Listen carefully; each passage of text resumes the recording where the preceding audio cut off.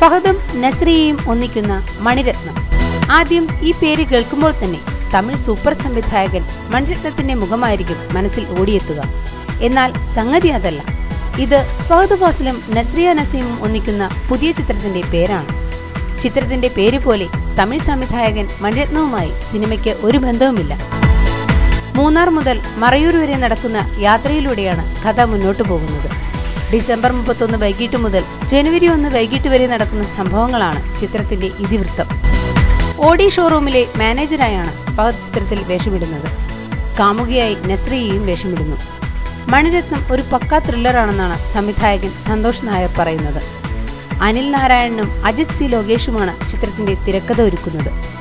Alvin Antony, Baiju John, Roni Mathew എന്നിവരാണ് ചിത്രം നിർമ്മിക്കുന്നത്. മൂന്നാർ, മറയൂർ, എറണാകുളം എന്നിവിടങ്ങളിലായാണ് ചിത്രീകരണം നടക്കുക.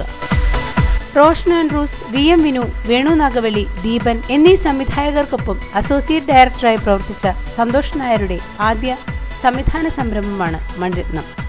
ഓരോ പ്രധാന വാർത്തയും ഇന്ത്യ ക്ലിക്സിലൂടെ അറിയാൻ ഞങ്ങളുടെ ഫേസ്ബുക്കിലും ട്വിറ്ററിലും അംഗമാകും.